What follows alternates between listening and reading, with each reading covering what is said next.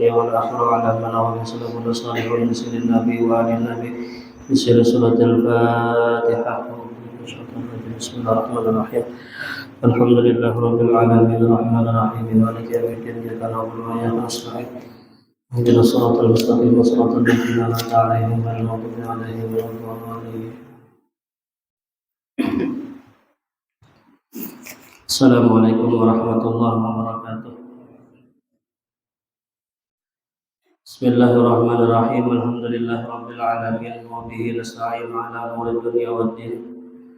Wassalatu wassalamu ala asyrafil anbiya'i wal mursalin sayyidina wa maulana Muhammadin wa ala alihi wa sahbihi ajma'in. Subhanaka la ilma lana illa ma 'allamtana innaka antal alimul hakim. ولا حول ولا قوة إلا بالله العلي العظيم ولا حول ولا قوة إلا بالله العلي العظيم ولا حول ولا قوة إلا بالله العلي العظيم.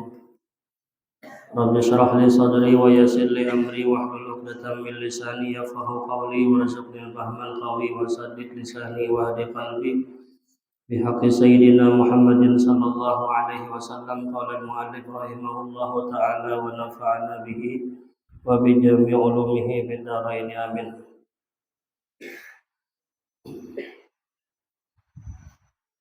ثم يأخذ غرفة لفيه بيمينه ويتمضمض بها ثلاثا ويغرغر بأن يرد الماء إلى البلسمة إلا أن يكون صائما فيرفق ويقول اللهم أعني على تلاوة كتابك وكثرة الذكر لك. ثم يأخذ غرفة لأنفه ويستنشق ثلاثا.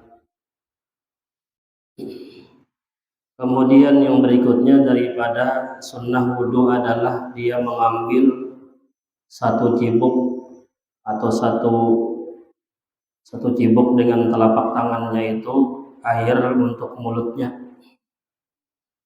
yang mana dia mengambil itu dengan tangan kanannya, kemudian dia berkumur-kumur dengan itu air salasan 3 kali. Wayugharghiru, dan kemudian dia memutar-mutarkan di dalam mulutnya itu akan itu air bi ayyaruddal ma ilal ghalsamah, dengan bahwa dia mengembalikan air itu atau membolak-balikan itu air ilal ghasamah sampai ke hulqum. Nah, ini adalah kesempurnaan dalam berkumur-kumur. Jadi sebelum kita melakukan membasuh muha yang termasuk rukun wudu, nah, maka disunnahkan kita terlebih dahulu adalah berkumur-kumur. Nah, jadi berkumur-kumur ini jadi sedin caranya kita mengambil wudu itu, banyu wudu itu dengan telapak tangan tadilah. Kita ambil dengan telapak tangan, kemudian dia kumur-kumurkan air wudu itu sebanyak 3 kali. Dan sempurnanya berkumur-kumur itu adalah dengan dia putar-putarkan air itu dari dalam mulutnya itu sampai ke hulqum. Sampai hulqum sinilah. Nah, terkecuali bahwa adalah dia itu berpuasa, fayarfuqu, maka dia berlemah lembut. Nah, terkecuali karena berkumur-kumurnya ini di saat sedang berpuasa. Nah, ini jangan terlalu berlebihan pada berkumur-kumurnya. Khawatir kalau bina tatagok kena banyak berkumur-kumur. Nah, tapi bila aja kita kada berpuasa, tidak dalam keadaan sedang berpuasa, maka itu lebih bujur-bujur aja kita berkumur-kumurnya sampai hulqum, sampai tenggorokan. Nah, dia ini mengulanginya itu sebanyak 3 kali berkumur-kumur. Nah, kemudian dikatakan oleh ulama hikmah daripada berkumur-kumur ini adalah agar kita itu merasai banyu yang kita wudukan ini adalah banyu mutlak, banyu yang tidak berubah rasanya. Karena banyu suci mutlak itu dikatakan suci apabila tidak berubah dan tidak mustamal dan tidak mutanajis. Apabila banyu itu adalah tidak berubah Nah, berubah di sini artinya berubah sifatnya, rasanya, warnanya, baunya. Apabila banyunya itu kada berubah, nah ini syarat pertama dikatakan banyu mutlak. Kemudian yang kedua, banyu itu tidak mustakmal. Banyu itu tidak pernah dipakai lagi untuk basuhan yang wajib. Nah, kayak kita bakas mandi wajib, pada awal lagi dipakai gasan wudu wajib adalah karena sudah terpakai untuk basuhan yang wajib, atau sudah kita gunakan untuk membasuh anggota wudu yang pertama kan. Wudu itu yang wajibnya itu yang pertamanya aja, muha yang pertama, tangan yang pertama. Nah, bila sudah kita gunakan untuk yang wajib itu, nah maka banyu yang sisaannya itu bila termasuk terbulik ke dalam wadah itu mustakmal karena ada banyu mutlak lagi. Dan juga banyu mutlak itu bukan banyu yang mutanajis, banyu yang kejatuhan najis. Bila banyunya kurang daripada 2 kulah kemudian diguguri oleh najis, maka banyunya jadi mutanajis jadinya. Kecuali banyunya itu kena 2 kulah atau lebih lah. Nah, jadi hikmah daripada berkumur-kumur ini agar kita tahu banyu yang kita gunakan ini kada berubah rasanya, tetap dengan rasa aslinya. Misalnya banyu sungai, sesuai rasa banyu sungai juga. Banyu apa lagi? Banyu hujan, tetap rasa banyu hujan juga. Tapi bila kita rasai banyu hujan ini pina manis-manis rasanya. Nah, ini berarti terbuat apa? Terbuat gula kah? Terbuat apa kah? Nah, ini berarti katanya mutaghayyir sudah bajunya. Nah, itu hikmah kita berkumur-kumur ini supaya tahu rasa banyu ini belum mutaghayyir, belum berubah. Nah, kemudian ketika berkumur-kumur itu dia membaca doa, Allahumma a'inni ala tilawati kitabika wa kasrati dzikri laka. Ya Allah, tolongilah aku atas membaca kitabmu, membaca kitab Al-Quran, wa kasrati dzikri laka, dan tolongilah aku untuk memperbanyak menyebut bagi engkau, bagimu.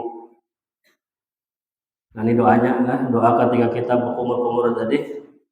Membaca doa baik dibaca di mulut kah atau diucapkan dalam hati kah, berdoa, ya Allah tolong yakan muntong ulun ini supaya kau membaca kitab Al-Quran, supaya kau muntong ulun ini banyak berzikir lawan pian. Bila sudah muntong itu bersih daripada dosa, nyaman pembacaan. Karena orang berkumur-kumur itu setiap pekerjaan yang dikerjakannya itu menggugurkan dosa di anggota tadi. Bila orang berkumur-kumur dibuangnya karena baju yang dalam montong tadi, keluaranlah jangan Nabi Muhammad dosa-dosa yang dimontong. Apabila sudah dosa yang dimontong keluar, nah maka kena nyaman bacaan, membaca kitab Al-Quran nyaman, membaca hadis nyaman, berzikir nyaman. Nah, makanya doa kita berkumur-kumurin ya Allah tolongikan ulun supaya kau membaca kitab Al-Quran. Jangan maulah kita jadi malas pembacaan ini gara-gara montong kita ini banyak berdosa masih. Banyak dosanya akhirnya uyuh pembacaan, oler pembacaan. Nah, ini gara-gara montong kita banyak dosa. Baik dosa bakar rambut kah, dosa menggibah orang kah, dosa namimah kah, macam-macam. Ujar Nabi dalam hadis itu apa? Innal abda la yuhramu minar rizqi bidzambin yusibuh. Seseorang itu kata Nabi diharamkan dia itu mendapatkan rezeki sebab dosa yang diperbuatnya. Nah, rezeki ini ada rezeki zahir, ada rezeki batin.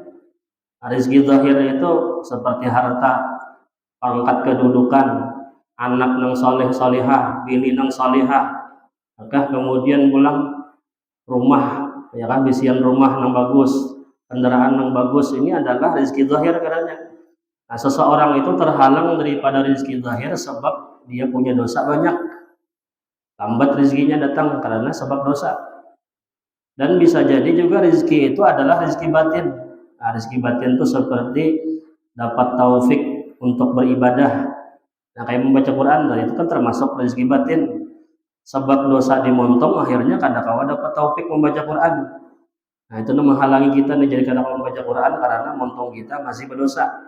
Rezekinya kada sampai. Atau rezeki batin itu seumpama hati tenang, diberikan Allah ma'rifat kepada Allah, diberikan rasa syukur, sabar, ridha, ikhlas. tawakal. Nah, ini semuanya adalah rezeki batin. Nah, yang mana rezeki batin itu tidak akan datang kepada kita sebab kita ini banyak melakukan dosa.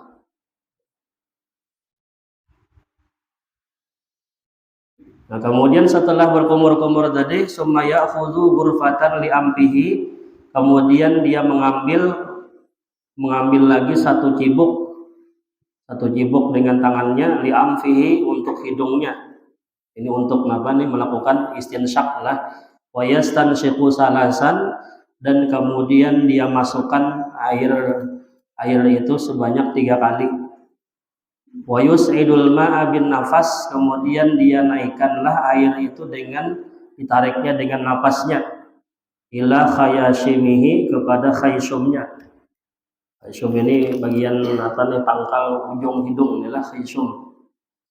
Wa yastansiru ma fiha, dan kemudian dia hembuskan akan itu air yang masuk di hidung tadilah dihembuskannya.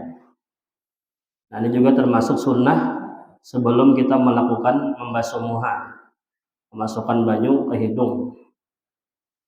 Tapi banyunya itu dikeluarkan ya Pak, dihembuskan ulang. Nah, sama kumur-kumur tadi kita putar-putar, kita keluarkan banyunya, masukkan pulang sekali, keluarkan pulang sampai 3 kali. Dan begitu juga masukkan banyu ke hidung ini 3 kali masukkan, 3 kali menghembuskan.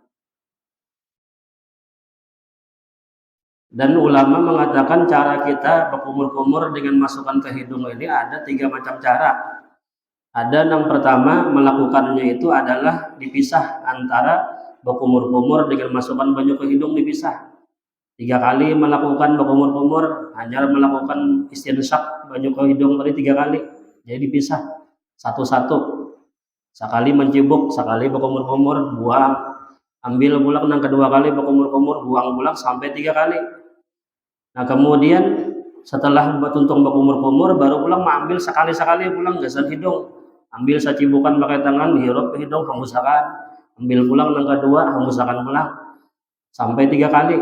Nah, ini cara yang pertama adalah melakukannya itu bergantian antara berkumur-kumur dengan masukkan banyu ke hidung, itu dilakukan sebanyak 3 kali, dan dengan 3 kali mengambil banyu. Nah, cara yang kedua adalah dengan cara meimbayakan antara masukkan banyu ke mulut atau berkumur-kumur dengan masukkan banyu ke hidung. Jadi sekali mengambil banyu, nah sebahagian banyu yang diambil itu dimasukkan ke mulut, sisanya itu dimasukkan ke hidung, dihirup ke hidung. Jadi buang di muntung, hembuskan yang di hidung sekali mengambil. Kemudian pulang mengambil pulang untuk yang kedua kali. Nah, mengambil untuk yang kedua kali, banyu yang di tangan itu dibagi 2, ya kan? Sebagian gasan ke montong, sebagiannya dihirup ke hidung, dihisap ke hidung. Nah, itu dilakukan sebanyak 3 kali. Nah, kemudian cara yang ketiga itu mengambilnya sekali-sekali, tapi bergantian. Sekali mengambil banyu gasan ke montong, ambil pulang yang kedua kali gasan ke hidung. Ambil pulang sekali, gasan ke montong pulang, ambil yang keempat kali gasan hidung. Jadi selesihan begitu nih, bergantian, cuman mengambilnya sekali-sekali. Nah, ini 3 cara untuk melakukan berkumur-kumur dan memasukkan banyu ke hidung. Atau setelah kita aja yang mana kita rasa nyaman, ya, hendak sekali-sekali boleh, ataupun yang sekali cibuk tadi 2 kali dua gawian yang kita lakukan boleh. Nah, kemudian hikmah memasukkan banyu ke hidung ini, ujar ulama, adalah untuk mengetahui banyu yang kita pakai ini adalah kada berubah baunya. Kan tadi banyu berubah itu adalah yang berubah 3 sifat, warna, rasa, lawan bau. Nah, dengan kita menghirup ke hidung ini, tahu banyu yang kita pakai ini adalah masih banyu yang asli, masih banyu yang tidak berubah, baunya kada berubah. Tapi kalau sudah baunya kena bau gangsung kah misalnya, atau bau bangkai kah, nah ini berarti baju ini kada kapan lagi dipakai karena sudah mutaghayyir, sudah berubah. Tapi kalau masih bau dengan bau asli baju yang kita ambil tadi, kada apa-apa, itu masih bisa dipakai gasan berwudu. Kemudian wayakulu, dan dia membaca fil istinsyak pada waktu memasukkan banyu ke hidung, Allahumma awjid li raihatal jannah wa anta anni radin. Ya Allah, ciumkanlah kepadaku bau surga dan engkau daripada aku ridha. Nah, ini bacaan doanya, ini bahasa Arabnya lah. Bila kita kada hafal bahasa Arabnya, bahasa kita aja. Waktu masukkan banyak ke hidung tuh berdoa di mulut atau di hati kita, ya Allah, tolong cium makan kena hidung ulun ini mencium bau surga. Kemudian wafil istinsar, dan pada waktu menghembuskan banyu di hidung tadi membaca doa Allahumma inni a'udzubika min rawaihin nar wa min su'id dar. Ya Allah, aku berlindung kepadamu daripada bau busuknya neraka dan daripada tempat yang jahat. Nah, ini banyak bacaan memasukkan banyak ke hidung dan mengeluarkan daripada hidung. Jadi minta kepada Allah supaya hidung kita ini diciumkan Tuhan bau surga. Dan Nabi di hadis itu kan bau surga itu dalam satu riwayat tercium perjalanan 70 tahun, dan Nabi sebelum sampai ke surga sudah keciuman baunya. Dalam riwayat lain Nabi mengatakan 40 tahun sebelum sampai ke surga, dan Nabi sudah keciuman baunya. Nah, ada beberapa golongan Nabi menyebutkan di hadis itu yang tidak mencium bau surga. Artinya mencium aja kada, apalagi masuk lah, karena jauh sudah keciuman baunya. Jangankan mencium apalagi masuk. Nah, di antaranya ujar Nabi dalam hadis ayyumam ra'atin sa'alat zaujaha talaqan fi ghairi ma ba'sa faharamun 'alaiha raihatal jannah. Siapapun perempuan, kata Nabi, seorang istri yang meminta kepada suaminya untuk ditalak tanpa sebab yang jelas, maka haramlah bagi perempuan atau istri tersebut mencium daripada bau surga. Nah, ini babinian ataupun seorang istri nang inya ini hendak minta talak lawan lakinya, tapi laki ini sebujurnya menjalankan aja lawan lawan tugasnya, lawan kewajibannya. Bagus saja si laki ini timbul dong bini ini tolong talak aku aja, minta talak nih tanpa sebab nang jelas, kesalahan laki kada jua apa segala macam kada jua, minta talak si bini tadi. Nah, itu jar Nabi haram perempuan itu mencium bau surga. Kemudian lagi dalam hadis yang lain Nabi mengatakan manidda'a ila ghairi abihi falam yarih raihatal jannah wa rihuha yujadu min masirati sab'ina aman. Barang siapa, ujar Nabi, yang mengaku kepada selain ayahnya, maka dia tidak akan mencium bau surga, yang mana bau surga itu ujar Nabi didapatkan atau dicium dari perjalanan 70 tahun. Jadi belum sampai 70 tahun lagi perjalanan sudah keciuman bau surga.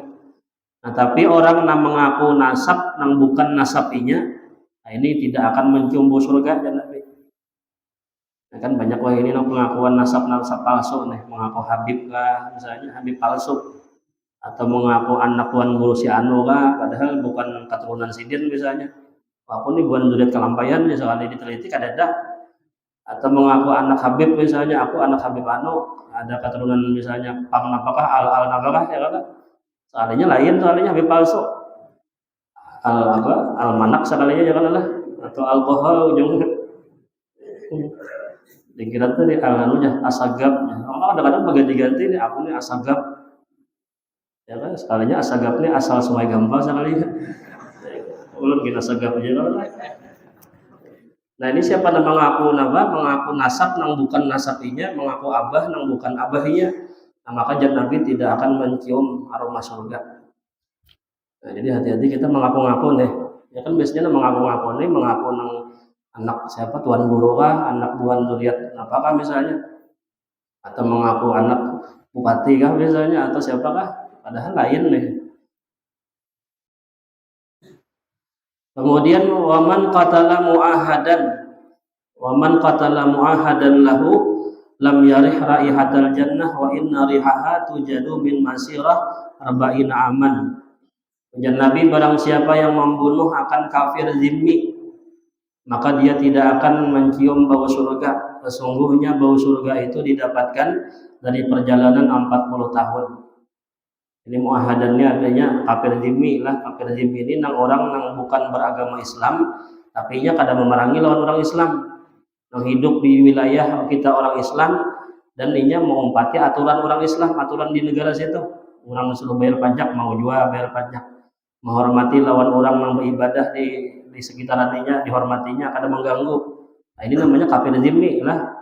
Arti kafir itu kan yang bukan agama Islam itu kafir ngarannya. Atau orang bahasa wahid itu apa non muslim lah.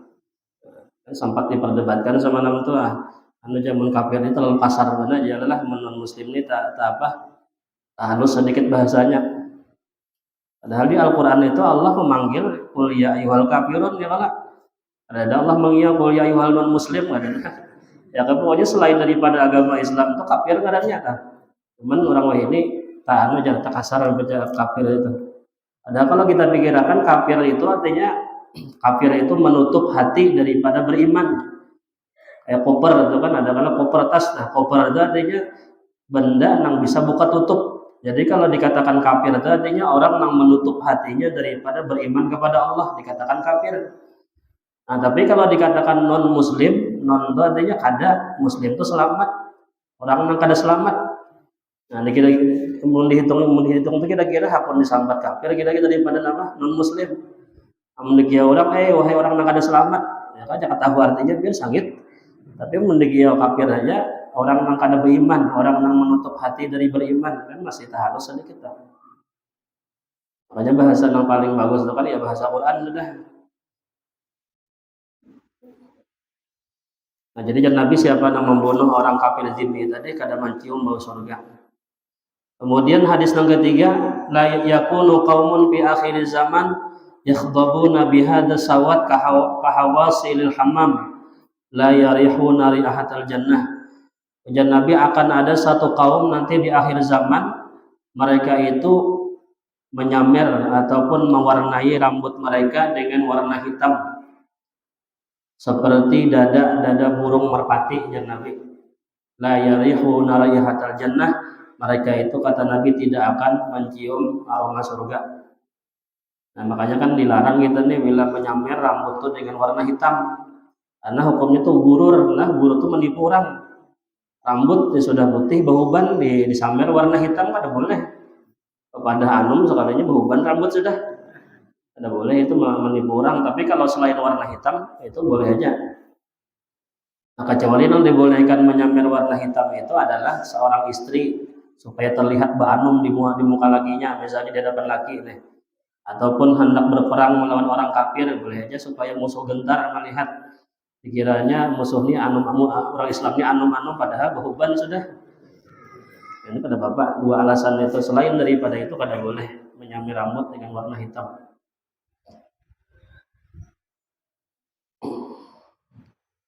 Namun warna kuning, warna habang kan boleh aja kayak Habib Umar kan boleh aja kan mereka kayak samer apa? Samer apa namanya itu pacar, salah pacar.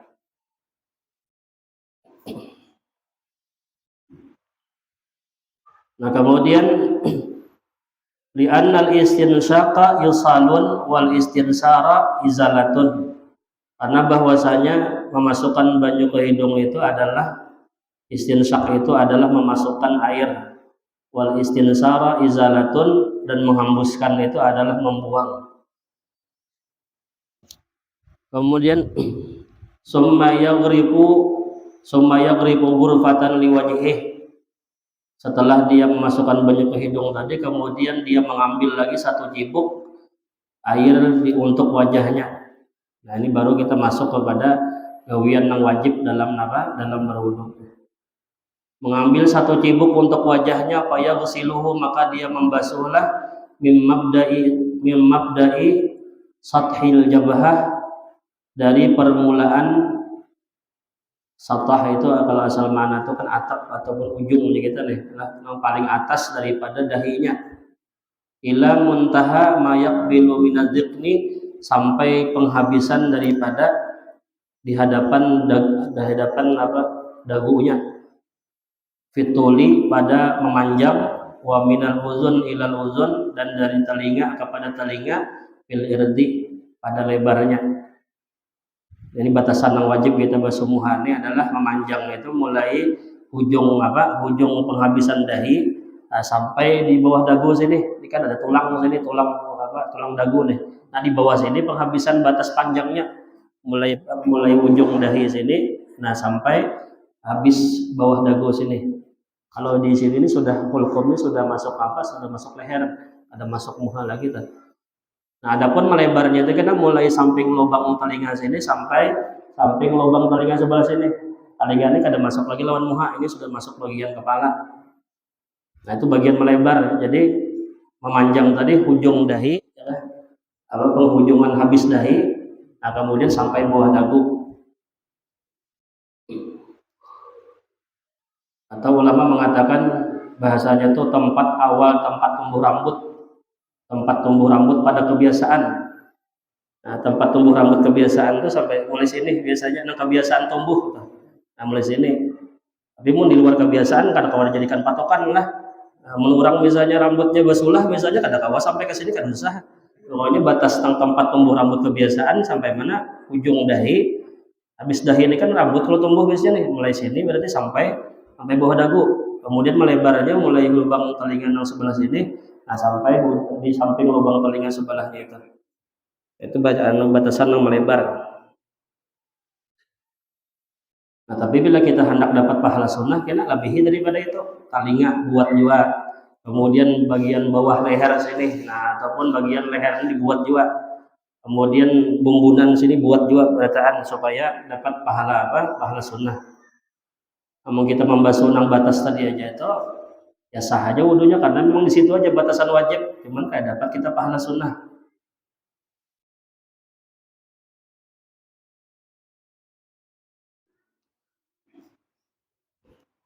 Wa minal uzun ilal uzun fil irdi, dan dari pasak telinga, dari burung artinya kan dari pasak telinga ya nang apa nih nang betunyol apa nang tiga lubang telinga ada kalau bertikil lah, nah mulai situ sampai lubang sebelahnya.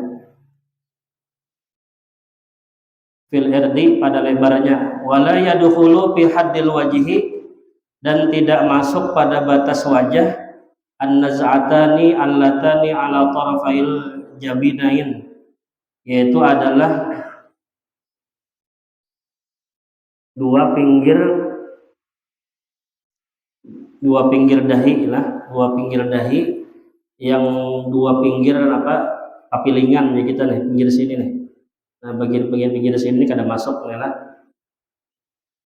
Fahuma minar ra'si, keduanya itu bagian daripada kepala.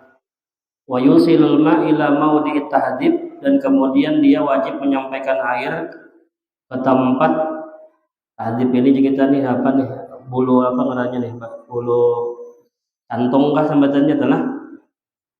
Nah tahdib di situ wahwa mayatadun nisa tanhiyat sya'ri minhu, yaitu adalah rambut yang dibiasakan, yang biasanya perempuan itu mengulur akan rambut mereka, rambut mereka, ya ini cantung nih bagian sini kan nama panjang, misi bagian itu kan panjang sini nih lah. Nah ini ngarannya tahdib lah, itu termasuk bagian muka wajib dibasuh, cantung termasuk bagian yang wajib dibasuh.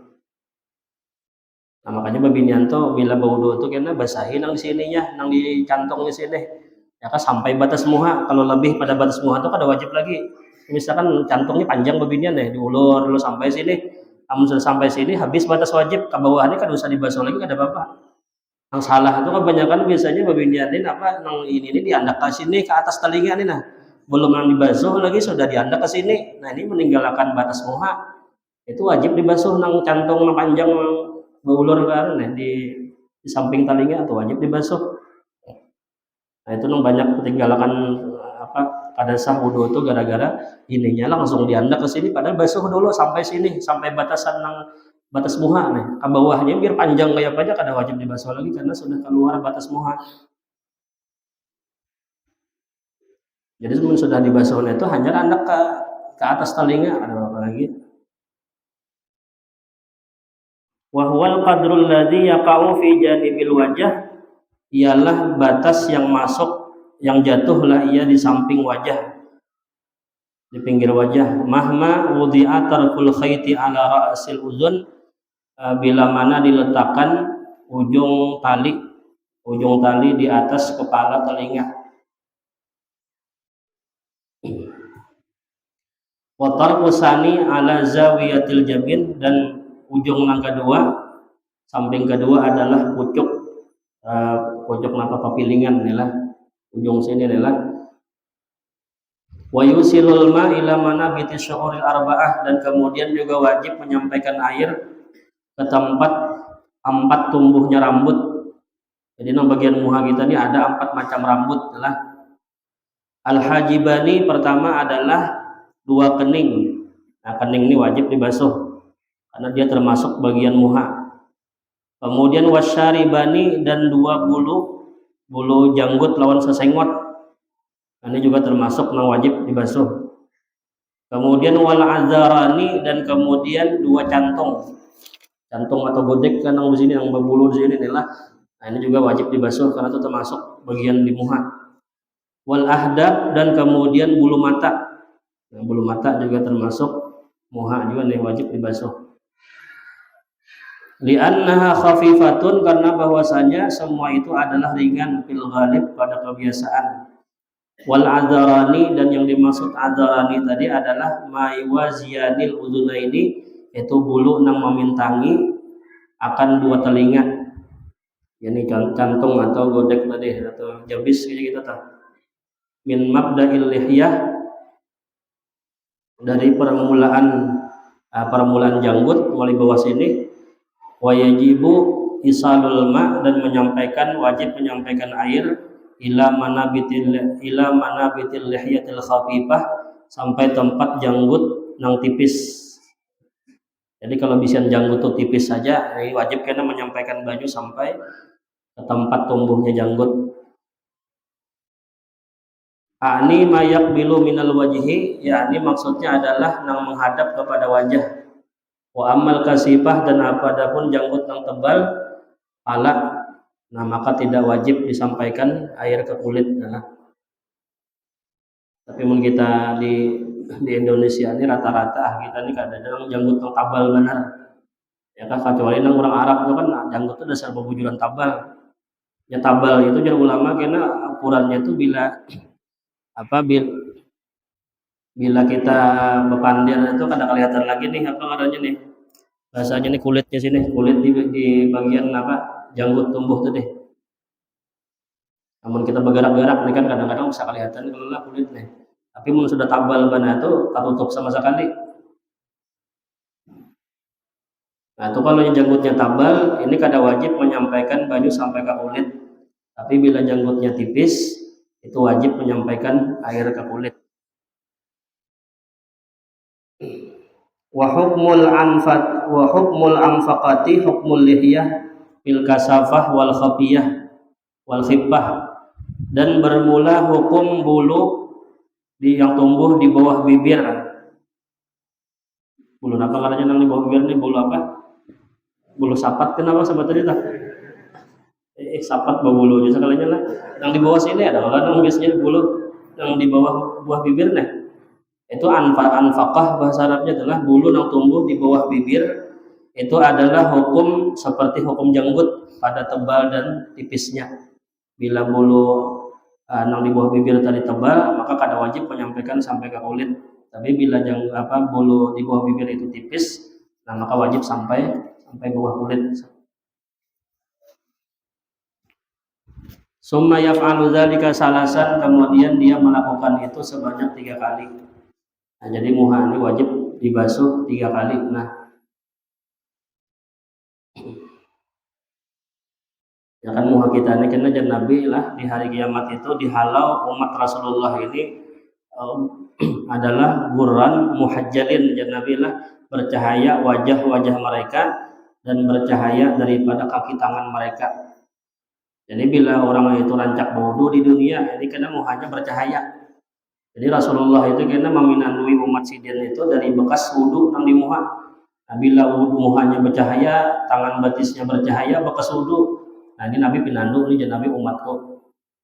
Jadi semakin kita melebihi batasan yang wajib tadi, maka semakin terang muha kita. Kita membasuh muha, misalkan sampai tabuat talinga, sampai bumbunan terbuat juga. Nah, sampai batas itulah karena nang muha kita tuh bercahaya, kelihatan terang benderang. Dan kemudian Nabi ulang di hadis itu pakaian dalam surga itu pun karena nang di tangan, nang di batis itu sampai ke tempat batas daripada inya berwudu. Kalau orang tuh misalnya membasuh tangan sampai siku aja, sampai batasan yang wajib aja, maka galang-galang itu kita sampai ke siku aja. Tapi kalau inya membasuh ini sampai ke bahu sini, nanti galang kita sampai ke bahu sini, galangnya banyak benar. Bilang buat membawa galang aja kita ya karena itu Nabi menyebutkan di hadis adalah annal hilyah tablughu mawadhi al-wudu, bahwasanya Nabi pakaian perhiasan di surga tegana sampai ke tempat batas inya membasuh anggota wudu atau membasuh batis. Bila inya membasuh batis itu sampai apa? Sampai mata kaki aja, maka kita galang batisnya sampai mata kaki aja. Tapi bila sampai setengah landau itu kita batasnya sampai ke situ, kita galang batisnya. Dan di sana tuh semakin banyak perhiasan, semakin bangga bagi penduduknya, bagi penghuni surga.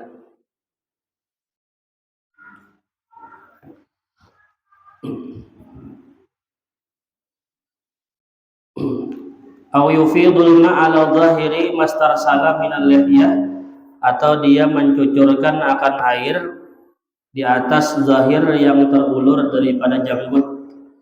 Wa yadkhulul asabi min mahajil ainain, dan kemudian juga dia memasukkan akan jari-jarinya di tempat lubang-lubang dua mata.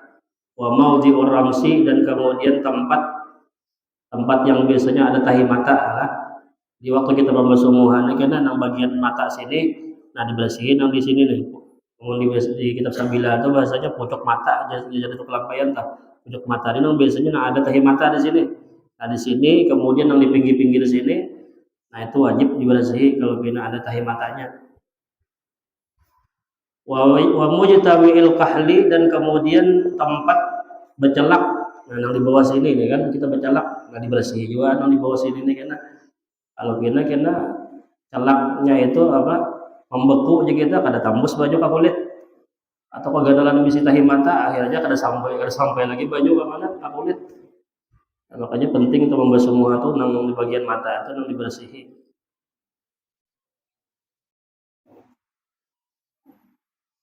Wa kadzalika inda kulli udwin, faqad ruwiya annahu alaihi salatu wasallam fa'ala dzalik, maka sungguh diriwayatkan bahwasanya Nabi memperbuat akan yang demikian itu. Nah, jadi dalilnya kita ini melakukan semua itu ini berdasarkan perbuatan Rasulullah, mutabaah kepada Nabi. Namun kita kadang mengikut kepada Nabi, lawan siapa lagi kita mau umpati berwudu nih, ya kan? Jadi semua gawian kita ini dalam berwudu, dalam sembahyang, berpuasa, ini semuanya kita mutabaahnya kepada Rasulullah. Namun Nabi melakukan kayak itu kita gawi ya kan? Dan kada usah kita banyak bertakun kenapa maka kayak ini, maka muha, maka batis, maka tangan. Jangan ditakuni kenapa, yang penting kita mutabaahnya lawan Rasulullah. Nabi menggawi sampai situ batasan wajib, kita gawi sampai situ.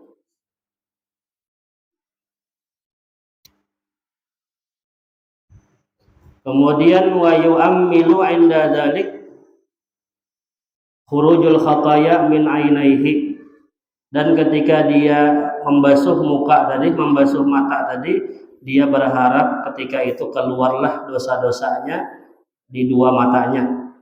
Jadi waktu kita membasuh muha ini kena anggota yang di bagian muha habis dosanya berataan, yang di mata guguran dosa yang di mata, yang di montong bakumur-kumur tadi habis dosa yang di montong, hamusakan banyu di hidung habis banyu yang di dosa yang di hidung.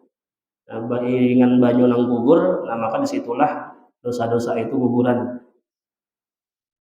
Makanya orang-orang kasyaf itu jangan melihat aja bila waktu wudu itu banyu yang gugur itu kada putih lagi tapi hitam yang gugur. Kenapa tuh dosa yang menyerupai warna hitam tadi, imbay daripada jatuhnya banyu. Wa kadzalika inda kulli udwin, dan begitu juga setiap anggota wudu yang kita basuh, setiap itu bulan apa keluarlah dosa-dosa di anggota. Wa yaqulu indahu, dan dia membaca di sisi atau ketika membasuh muha tadi, Allahumma bayyid wajhi bi nurika yauma tabyaddu wujuhu awliyaika wa la tusawwid wajhi bi zulumatika yauma taswaddu wujuhu a'daika. Nah, ini bacaan membasuh muha lah. Ya Allah, putihkanlah wajahku dengan cahayamu di hari di mana putihlah wajah-wajah wali-walimu, kekasih-kekasihmu. Dan jangan kau hitamkan wajahku dengan kegelapanmu di hari di mana hitamlah wajah-wajah musuh-musuhmu. Ini bacaan bahasa Arabnya. Bila kita kada hafal, nah bahasa kita aja waktu membasuh muha itu berucap di hati, berdoa, ya Allah, mudahan kena muha ulun ini di hari kiamat putih terang benderang dengan cahaya pian, dan jangan pian hitamakan wajah ulun dengan kegelapan pian. Itu dikatakan di hadis itulah di hari kiamat itu mula-mula wajah yang pertama menghitam itu Nabi adalah wajah orang-orang yang meninggalkan sembahyang. Apabila nya kada sembahyang itu karena pemulaan menghitam wajah-wajah itu wajah orang yang kada sembahyang. Nah, makanya kita berwudu ini kan hendak sembahyang, artinya bila orang penyembahyang insya Allah muhanya putih. Ya, katanya rancak berwudu tadi menggunakan baju wudu.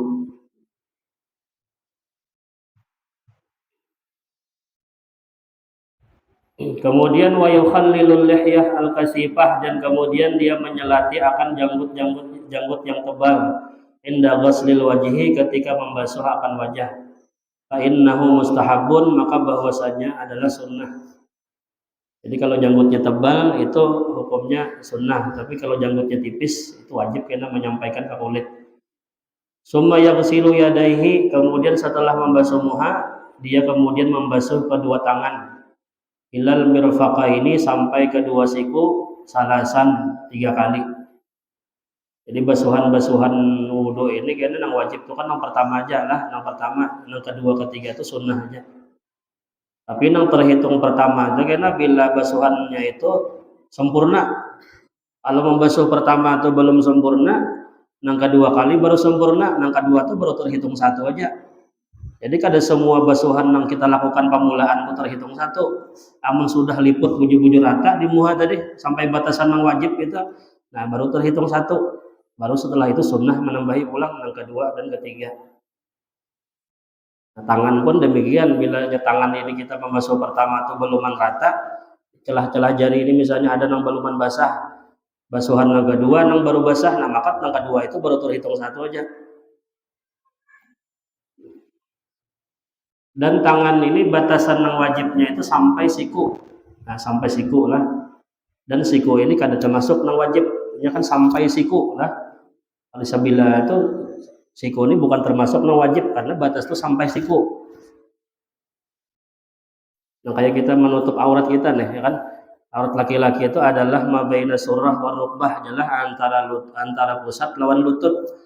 Lutut lawan pusat itu bukan termasuk aurat karena yang wajib ditutup itu antaranya, antara pusat lawan lutut. Nah tapi kenapa kita wajib menutup pusat ditutup juga, lintuhut ditutup juga? Itu kita jaga-jaga kalau kita bujur harus pas bujur situ kena berjalan kah, tarik ke atas selawar atau bukan yang wajibnya, yang wajib tutup. Nah makanya dilebihi menutup itu supaya kita yakin bujur-bujur menutup yang wajibnya ta. Sampai kita membasuh tangan tadi siku itu bukan termasuk yang wajib, tapi kita lebihi sedikit lah, lebihi pada siku. Wa yuharrikul khatam, kemudian sunnah menggerakkan akan cincin. Jadi waktu membasuh tangan itu bila cincin diputar-putar cincinnya nih, apa tujuannya supaya baju masuk ke bawah cincin tadi.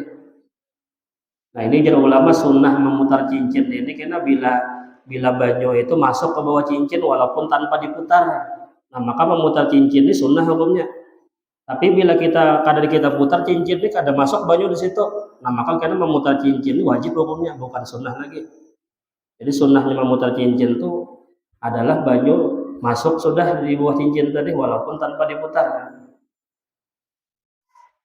Tapi satu matanya baik dipacol gitu ya kalau lah, ya. Aku ngalihnya macol cincin, pacol satu mat nyataan sampai baju ke bawah situ ya kan, perlu usah diputar-putar lagi. Aku sayang aja kalau kena gugur ke sungai cincin harga 5 juta misalnya. Kadang-kadang dipacol cincin diantak di bawah duluan bisa kada ingat lagi ambil. Atau jam tangan kan rancak biasanya kada ingat.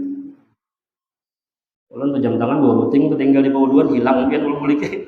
Makanya ulun jarang wah ini kenapa baca-baca atau pun pacol buat dalam kantong baju. Soalnya 2 buting jam tangan ulun hilang sudah. Padahal pas bebulik ke bawah duluan tuh paling 10 menit hilang. Iman rezeki maling yang sudah ya kalau ini anak pejam tangan jam ya lah. Paksa ya gitu ya kalau anak abut ya kada kawa juga. Kemudian wayutilul ghurrah, kemudian memanjangkan akan cahaya wajah. Ghurrah ini cahaya atau basuhan yang melebihi batasan wajib di muha, itu ghurrah namanya. Kalau muha tadi kan tahu sudah batasan yang wajib tadilah. Nah, lebih daripada itu namanya ghurrah. Batasan yang dibasuh melebihi daripada batasan yang wajib. Wa yarfa'ul ma'ilal adudi, dan kemudian mengangkat akan air sampai ke lengan tangan. Lengan ini bagian sini nih, kita sama dan kita tuh otot kan apa kan ya. Namun melebihi daripada siku tadi itu lengan. Fa innahum yuhsyarun yaumal qiyamah ghurran muhajjalin, maka bahwasanya dihalau nanti mereka itu di hari kiamat bercahaya akan wajah-wajah dan kaki dan tangan-tangan mereka min asaril wudu, daripada bekas wudu. Jadi kita umat Nabi ini kena dihalau di hari kiamat bercahaya wajah-wajah, tangan dan kaki daripada bekas wudu. Kadzalika waradal khabar, begitu juga telah datang kabar qala alaihi salam, bersabda Nabi alaihi salam, man istata'a yutila ghurratahu falyaf'al. Dan Nabi, barang siapa yang sanggup atau puasa dia memanjangkan akan ghurrahnya, cahaya di wajahnya tadi, falyaf'al, hendaklah diperbuatnya. Waruya, dan diriwayatkan annal hilyata tablughu mawadhi'al wudu, diriwayatkan bahwasanya pakaian penghuni surga itu sampai kepada tempat batas dia berwudu. Kemudian wayabda'u bil yumna, dia memulai membasuh tangan itu dengan tangan kanan. Wayaqulu, dan membaca Allahumma a'tini kitabi biyamini wa hasibni hisaban yasira. Ya Allah, kata berdoa inilah, berikanlah kepadaku kitabku dengan tangan kanan dan hisablah aku dengan hisaban yang mudah. Wayaqulu, dan dia membaca inda qasli shimal, ketika membasuh tangan kiri, Allahumma inni a'udzubika an tu'tiyani kitabi bishimali aw mi wara'i dhahri.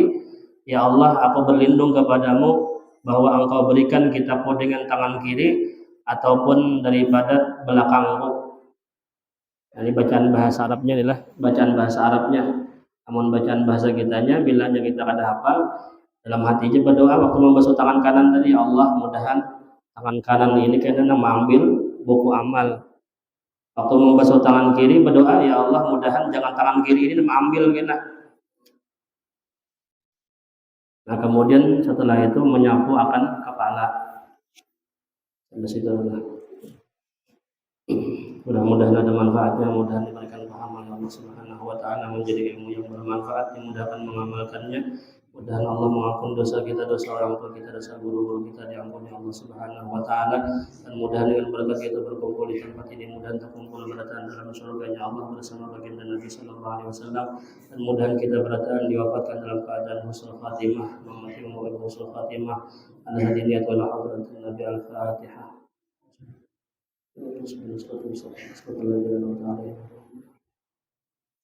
Ya, tadi ada yang bertakun lah.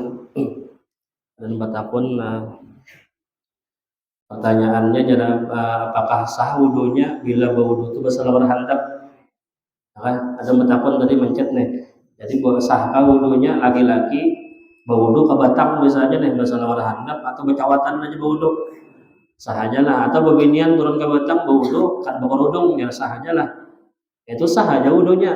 Kan wudu itu kan rukunnya nang macam itu rukun wudu. Masalahnya membuka aurat itu dosa nang balain lagi ya, kalau itu kan ada sangkut pautnya lawan wudu. Kalau wudunya memenuhi rukun-rukunnya aja sah aja wudunya. Tapi kalau masalahnya membuka aurat tadi itu dosa nang balain daripada itu kan. Tapi kalau masalah wudunya sah aja. Nah, tapi sekurang-kurangnya makruh ya, ulama telah di saat kita berwudu itu membuka aurat itu makruh hukumnya. Itu makruh hukumnya tuh. Nah, makanya kalau apalagi dalam kamar mandi itu misalnya pas rahatan betilanjang berwudu, jadi makruh aja bang, tapi sah aja wudunya ya kan, wudunya sah aja. Jadi masalah dosa yang membuka aurat aja yang balain dosanya tuh. Itu mungkinlah jawabannya. Amin. Bismillahirrahmanirrahim. Alhamdulillahirabbil alamin. Allahumma shalli wa sallim ala sayyidina Muhammadin wa ala alihi washabbihi ajma'in. Allahumma fa'alna bima 'allamtana wa 'allimna ma yanfa'una wa zidna ilma wa zidna ilma. Allahumma rizqna ikhlas wa talabil ilmi wa qina syirka wa bid'ah ta'at. Rabbana atina fid dunya hasanah wa fil akhirati hasanah wa qina 'adzabannar. Wa sallallahu ala sayyidina Muhammadin wa ala alihi wasallam. Alhamdulillahirabbil alamin. Taqabbalallahu minkum.